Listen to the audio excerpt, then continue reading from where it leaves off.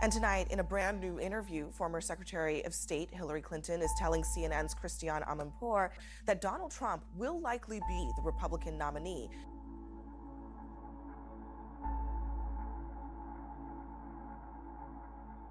I think they are intimidated.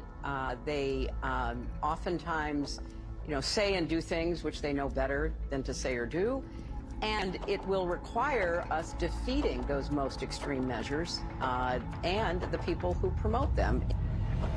There wasn't this little tail of extremism wagging the dog of the Republican Party.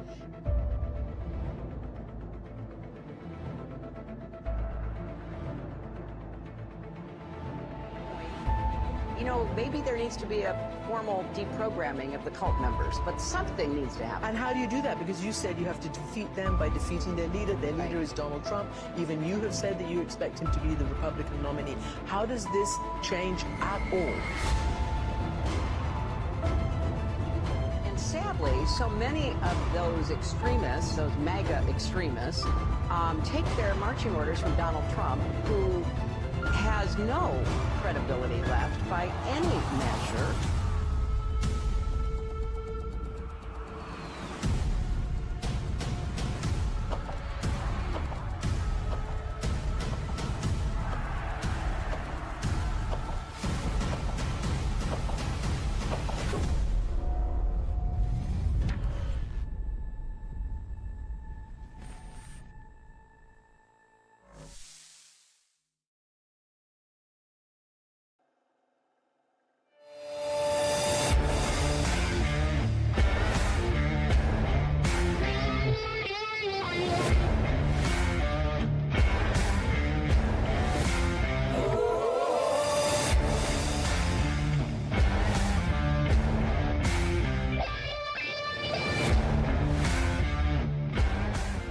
Ladies and gentlemen, this is Pablo Pacheco. I am your host, Juan Pacheco. I hope that you guys are having a good Saturday. My Saturday is good, as we say, bien dentro de lo que cabe, a ver qué pasará.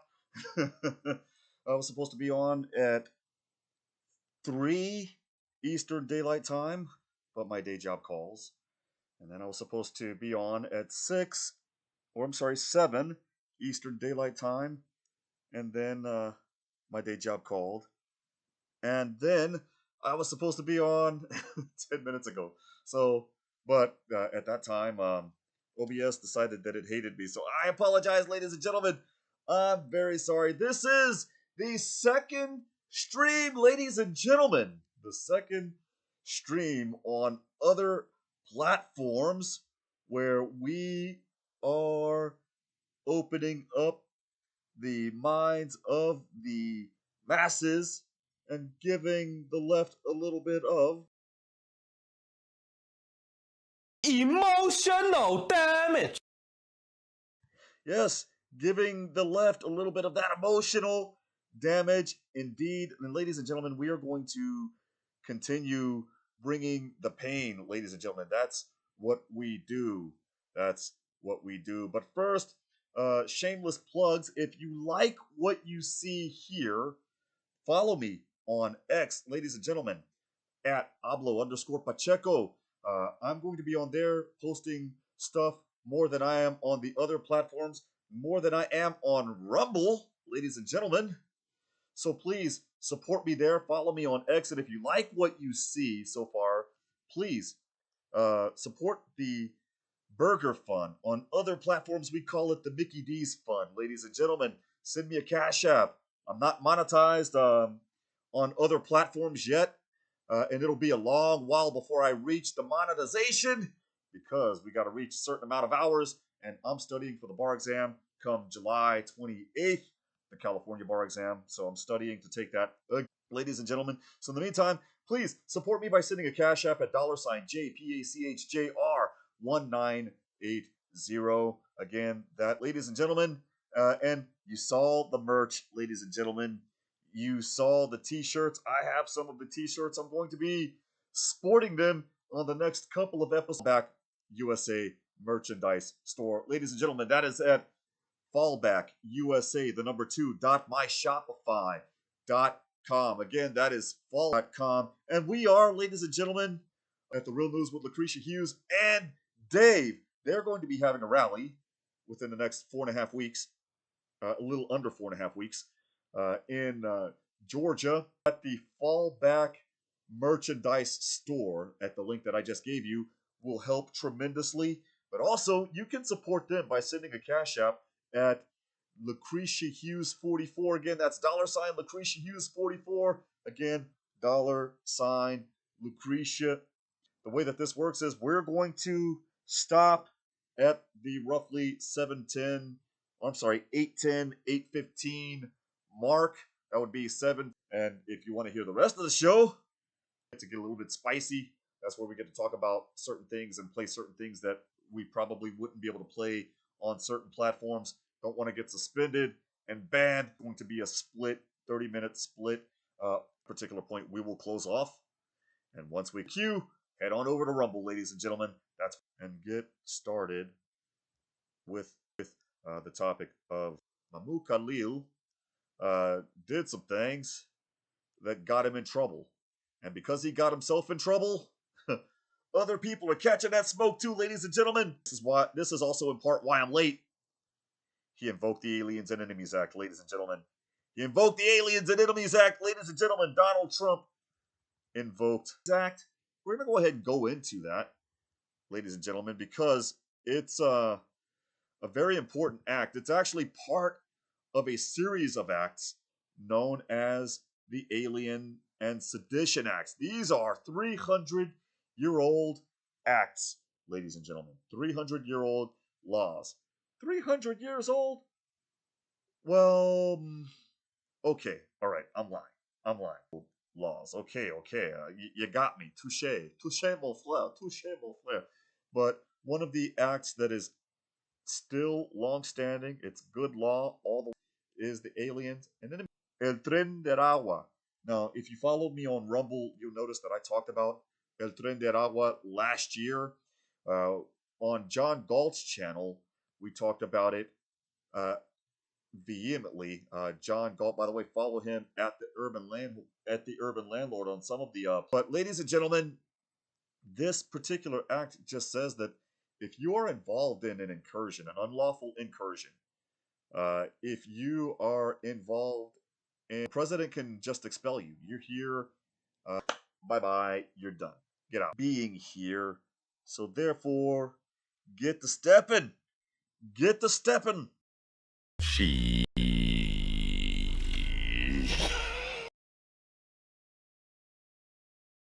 invoked that act. This wartime law enables the president to quickly detain and deport migrants from a hostile nation, either during times of declared. The president doesn't have that power. However, has the power under Article 2 to repel an invasion. So Trump's proclamation invoking this law accuses the Venezuelan gang Tren de Agua of infiltrating Venezuelan President Nicolas Maduro's regime, perpetuating irregular warfare. Yes, and I would argue, yeah, American citizens. Those Mexicanos, pay attention, because this is an act that can be used, and I would bet will be used against the cartels. El Cartel del Golfo, which is that are in those of my friends that live in Laredo, for those of my friends that live in Zapata, for those of my friends that live in Roma, Ciudad Fronton on the Mexican side, Ciudad Mer, Ciudad Camargo, Ciudad Miguel Alemón in Tamaulipas, and that particular part. Yes, that'll affect you guys. This act could also be used against El Cartel de Jalisco Nueva Generación, so that would be the Jalisco New Generation Cartel, El Cartel de Sinaloa. El Cartel de Sinaloa is on its way out, to be quite honest. El Cartel de Tijuana, El Cartel de Juarez, all of those people. Yes, this act could be used against you guys, and you guys have already been declared terrorist organizations in the United States, so yeah, good luck, good looking out. That's what's going on right now. Over the years, Venezuelan nationals and local authorities, organizations, including Tren de Agua. Yeah, about that. Nicolas Maduro came on a couple of weeks ago and said that Biden is the one that encouraged the Tren de Agua group to be released from the Venezuela. You got some splaining to do, and treason is a non-pardonable offense, sir. Good luck with that. Good luck with that. There are other questions at hand, right? The electronic pin, the electronic pin signatures. If he did not lack the requisite mental state, in other words, if he lacked the requisite capacity law, his 4 years are completely litany of people, including Fauci, including his son, including Have something to hang on it. lots of. I digress. Nicolas Maduro made the claim that Biden is the one that encouraged him to release the members of that particular gang and send them a part of a plan to cause destabilization. And, the rest is to be seen. The result is a hybrid criminal state that is perpetuating an invasion of and predatory incursion into the United States. And we saw exactly what happened in the Lincoln Riley case. I talked about that a couple of shows ago, a couple of 2, 3, or 4 months ago. An executive order creating a process for him to do so. Also, ladies and gentlemen, he did the exact same thing for the Mexican cartels, as well as some of the Colombian cartels. And there are former heads of state that are potentially going to face arrest. Yes, El Salvador, the guy that was in office. You, sir, and you might end up getting sent here to the United States to face trial. You don't believe that can happen? You better ask Orlando. The order accused the group of encouraging a campaign of violence and terror and flooding the United States with deadly drugs, violent criminals, and vicious gangs in the same order. We need to go ahead and talk about Nicolas Maduro because he's not out of the woods yet either. And in fact, ladies and gentlemen, there is still. So my educated guess here is by declaring the Aliens and Enemies Act of 1798 against Tren de Aragua, we have a test case. And if this test case works, the cartels are up next, as they're the second lowest hanging fruit. And then you guys are next in line. Don't believe me? Also ask the former head of the Mexican Public Safety Ministry.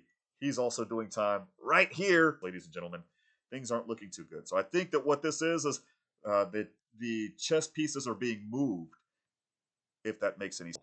Yes, Al-Qaeda. We're talking about you. Yes, the Uyghur fighters. Yes, we're talking about you.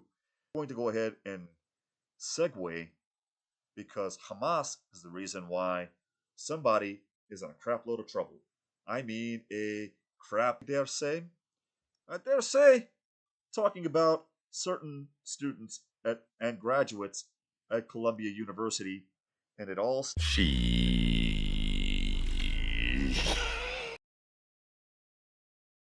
Yes, Mahmoud Khalil is in the hot seat as he got arrested last week.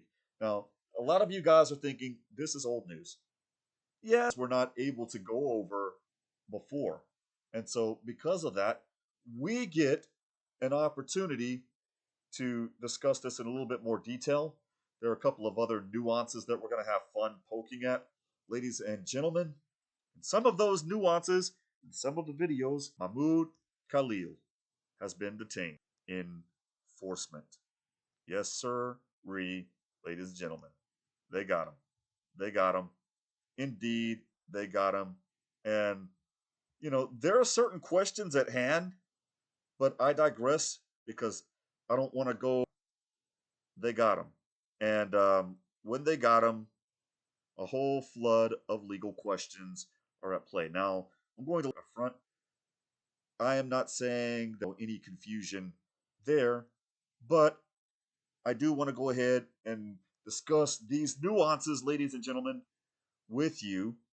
If I could, please, pretty please, pretty please, let's go ahead and discuss the nuances, starting with the arrest. Ladies and gentlemen, this is Mahmoud Khalil. This is the Palestinian. No, I don't want to subscribe to the Associated Press. He is the gentleman that you see in this picture right here that was arrested by ICE. And here's how the arrest worked. What happened is they grabbed him and they said, you know what? You violated the terms of your student visa. And then after they said he violated the terms of his student visa, I'm like, wait a minute, this dude's a lawful permanent resident. He's a green card holder. Then they said, you know what? We are going to get him on the grounds that he is a threat to national security. Now, people are saying, well, could we go ahead and get him on those grounds? Potentially, ladies and gentlemen, potentially. It could happen. It could happen. Now, do I think that it's fair? Um, I don't know per se, ladies and gentlemen. I don't know. But again, I digress. We shall see. We shall see, ladies and gentlemen. But in this particular case, let's go ahead and discuss his biography and what went down. All right. So Mahmoud Khalil is a graduate student of was a graduate student at Columbia University. He actually graduated in December. He was inside his university-owned apartment Saturday night when several ICE agents, this is Immigration and Customs Enforcement, entered and took him into custody.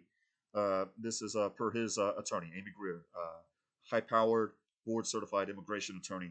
Greer said that she tried to speak with one of the ICE agents during the arrest, who said that they were acting on a State Department order to revoke Khalil's student visa. Again, Khalil wasn't in the United States on a student visa. He was actually a lawful permanent resident. Informed by the attorney that Khalil was in the United States as a permanent resident with the green card, the agent said that they were revoking that instead. Okay, wait a minute. Time out. We got to talk. When somebody comes up to me and says, hey, Pacheco, we're going to throw you out of the country. We're throwing you out of the country because you violated the terms of your visitor's visa. Hey, wait a minute. I'm not here on a visitor's visa. I'm here as a temporary resident, or I'm here as a permanent resident. Well, we're going to revoke that too. Hey, frenete. No. It doesn't work that way. It doesn't work that way per se. Now, normally, if you're in the United States on a temporary basis, and this is not just the United States, it's a lot of countries in general, you act up, you act like an ass, you do X, Y, and Z, they can throw you out. You better ask the Roma Gypsies about that. They came here acting an ass, and they got kicked out immediately. They didn't get a deportation notice per se where they had to appear, which they received in the United Kingdom, and just left voluntarily. No, it's 3 points in a prayer. You're gone. You're out of there. Get you up and out of here. But usually when you are in the United States as a lawful permanent resident, you have to have due process. Usually. We're going to go into some of those nuances that a lot of people aren't talking about. And the reason why I say that they're not talking about is because I would argue that some people on my side are saying, yes, get him out quickly, no due process. But the thing that I would caution is that we have to remember that on a certain day in January 2021, people were locked up with no due process. Now, a lot of people will say, well, those were U.S. citizens. Those were U.S. citizens, Pacheco. You can't compare us to U.S. citizens. And I say, au contraire, mon frère. Here's the problem. The other side would use what we're doing now to line up the chess pieces to do literally the exact same thing to us. Now, a lot of us would say, well, but Pacheco, we could fight that. Yeah, that's true. However, attorneys cost money. And when you're in a situation like that, this turns into a judicial game of chicken. I've said that on my Rumble channel several times. And the way that judicial chicken works is he who runs out of money first loses. And the federal government has nothing but time, nothing but money, because they're being subsidized by the taxpayer, and they have nothing but resources. And so we are going to be the ones crying, Uncle, Pinochle, first. So you got to be very, very careful and cognizant before we just start celebrating and cheering what's going on. Now, as a disclaimer, this in no way means that I'm supporting Mahmoud Khalil tampoco, right? I'm not necessarily supporting him, but I digress. Let's go ahead and continue talking about this guy, Mahmoud Khalil.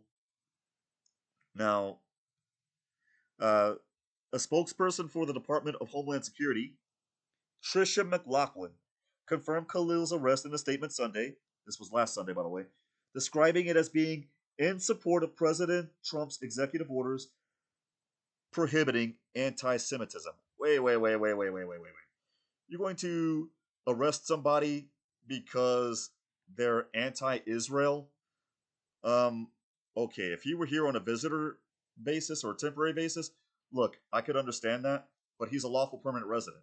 So just because he doesn't like Israel or he doesn't like what they call the Zionist occupied government, I'm not going to say the acronym because the acronym will get me banned on other platforms.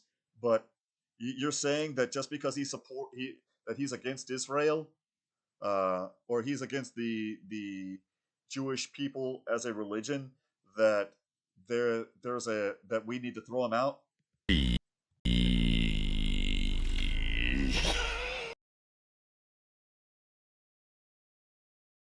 Ladies and gentlemen, that's a problem. That's a problem. That is a problem because we have this lovely thing called the First Amendment. The First Amendment, there are certain things that are not protected under the First Amendment. However, anti-Semitism, as much as we hate it, is. Hate speech is. Matter of fact, I remember when I was in law school, we had this what's known as a constitutional hot topic. My former professor, love him to death. I absolutely, by the way, I hated reading those cases when I was a 2L, but it's weird. Toward the end of that year, and I would say toward the mid-year of my third year in law school, I began to develop an affinity for Supreme Court cases and appellate court cases. And in a Seventh Circuit Court of Appeals case, the judge said the free speech in the United States should be protected at all cost. And he also put an emphasis, including the speech that you hate. So if you don't like Israel, that's not enough to get rid of this guy. Sorry. However, did he do more? Because remember, like I said just a few seconds ago, there are certain other speech that is not protected. Now, inciting violence is one of them. It's not protected under the First Amendment. Defamation and other things are not protected under the First Amendment either. But I digress. Khalil's arrest is the first publicly known deportation effort under Trump's promised crackdown on students who joined protests against the war on Gaza that swept college campuses last spring. Again, that's a First Amendment issue. And again, ladies and gentlemen, for those that are cheering, I would say, afrenate. Hold on 1 second. These guys are setting up the chess pieces to use against us. The other side could use this little thing against us. In fact, they did use these things against us when some of our friends went to Washington, D.C. to protest. Now, for those that were vandalizing and engaging in violence, no. Que le vaya bien, 3 points and a prayer. Bye, you're out. If Mahmoud Khalil were engaging in violence, per se, he broke windows, he vandalized the campus. Well, for starters, I don't think he would have been on campus at his university apartment because several people got kicked out of campus last year. One of those people kicked off of Columbia's campus happened to be Ilhan Omar's daughter. Something Elmi Nursid something. I can't pronounce the name. Sorry, forgive me for butchering the name. I'm not Somali, so I don't know how to pronounce this stuff. Don't worry, people have a hard time pronouncing Pacheco, so we're good. We're even, ladies and gentlemen. Please don't come after me. But her daughter was one of the kids kicked off campus last year for engaging in violence, inciting violence. If he were involved, I would say the same thing. Bye. Que le vaya bien. Have a nice day. Have a nice life. Back to Syria you go because that's where he's originally from. Good luck in Syria, by the way. The administration has claimed participants forfeited their rights to remain in the country by supporting Hamas. Now, did Mahmoud Khalil support Hamas? We're going to go over that on the Rumble only exclusive, ladies and gentlemen. And as ICE agents arrived at Khalil's Manhattan residence Saturday night, they also threatened to arrest Khalil's wife, an American citizen who was 8 months pregnant, Greer said. Okay, so now there are questions. There are questions. I got to ask these questions, ladies and gentlemen. You know, one of the things that I learned when I was a 1L was to issue spot. Hated it. and I hate it now that I'm studying for the bar. By the way, support Pablo Pacheco as he takes the bar exam this coming July by sending the Cash App. Ladies and gentlemen, $ JPash Jr. 1980, JPACHJR 1980. But here's the thing, we learned this thing called issue spotting. And the moment they say that they were going to grab her, and they say that she's an American citizen, a whole bunch of questions come at mind. Got to ask a whole bunch of questions. Question number one, how did she obtain her citizenship? Was she born in the country? Was she born in the U.S., or was she born to U.S. parents? Or she was born to U.S. parents on a military base or what have you? Or at least one of her parents was a U.S. citizen? And then, of course, that opens up a whole checklist of issues that I won't go into here. It's a little too complicated here, ladies and gentlemen. But let's say, for hypothetical sake, that she is a naturalized U.S. citizen. Ladies and gentlemen, that opens up the door for, other questions like, did she lie on her N-400 form? Things like that, where the courts could try to threaten her with what's known as civil denaturalization. Oh boy. Oh boy. I would argue, or I would surmise, that none of those occurred because they left her alone eventually. They left her alone, ladies and gentlemen. But she is 8 months pregnant, so she's got a kid on the way in a little less than 4 weeks. Khalil's attorney said that they were initially informed that he was being held at an immigration detention facility at Elizabeth, New Jersey. Actually, he's in Grand Prairie, Louisiana now. I actually had fun this past week. I actually did. When you're in the federal system, whether it's the Bureau of Prisons or whether you're an ICE detainee, they can look you up and figure out where you're at. And I pulled his name up a couple of days ago, and it shows that he's in Grand Prairie, Louisiana. So he's about 8 hours from me, doxing myself inadvertently, but on purpose. I don't care. We have not been able to get any more details about why he's being detained, Greer said. This is a clear escalation. The administration is following through on its threats. Yeah, if he engaged in some bullshit, yeah, don't know. We got a video of his arrest. Compliments of ABC News. Let's go ahead and see if we can play this bad boy real quick. Let me go ahead and pause this real quick. We're going to turn the volume down because I don't like ads per se. But here's the video of his arrest. Once I get this bad boy, those of you on other platforms, this will probably be the only video that you guys will see. Right? So, but I digress. Here is the video. Again, compliments of ABC News of Khalil's arrest. Let's go ahead and show you.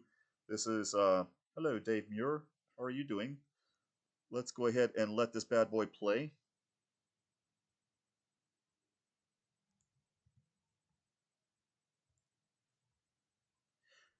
Now, if we could just let these ads go. Oh, there we go. There we go. There we go. There's the arrest.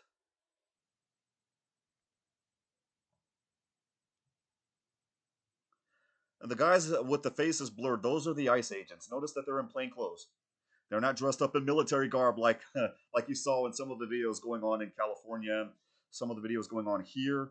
The guy in the green fleece jacket, that's Mahmoud Khalil, as he's being led out of his Columbia University apartment.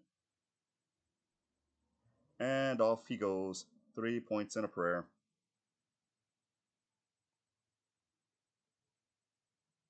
No fighting.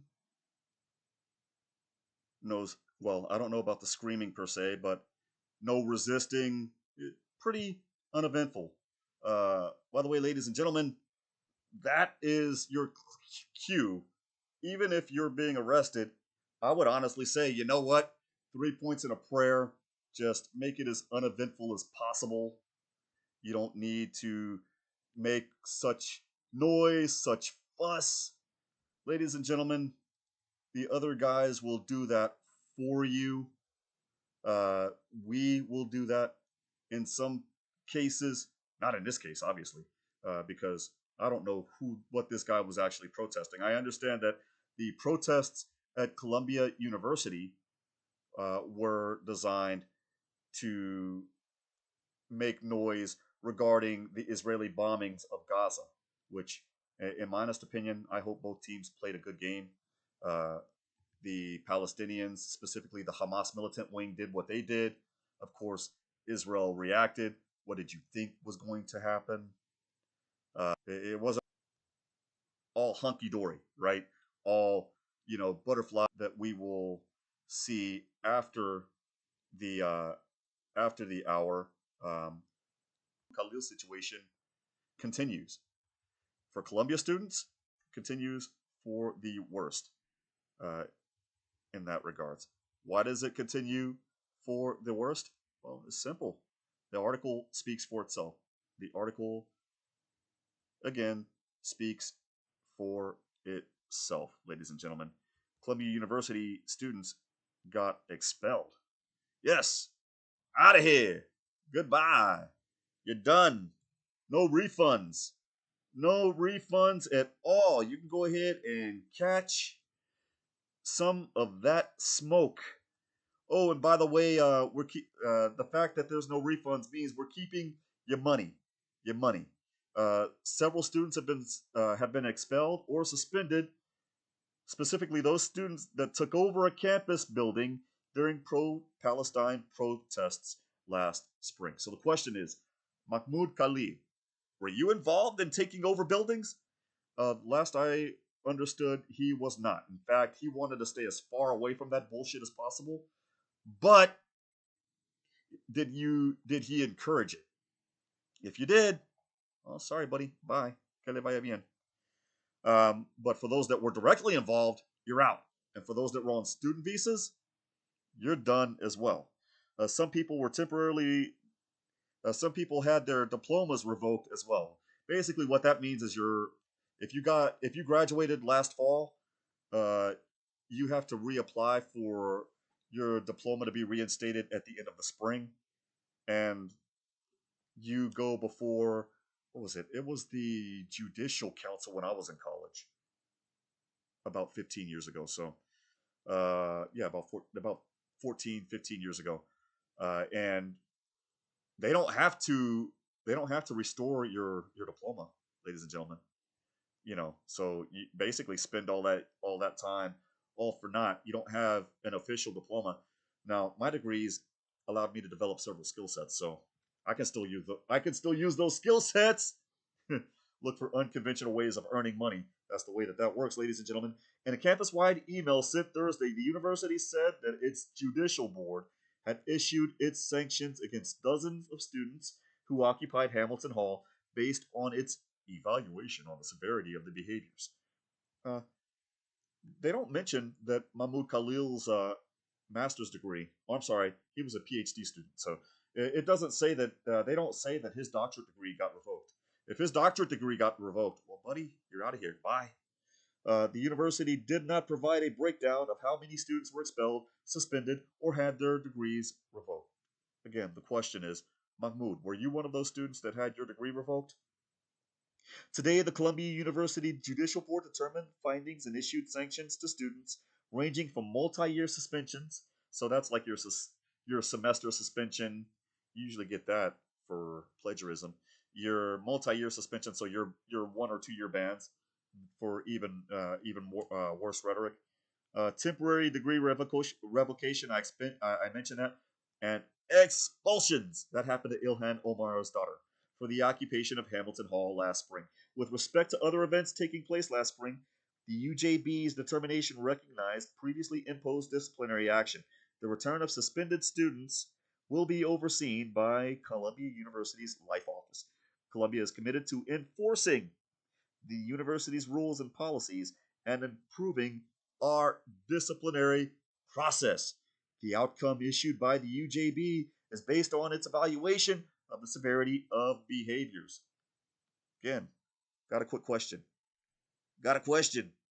Was Mahmoud Khalil involved in some of those behaviors?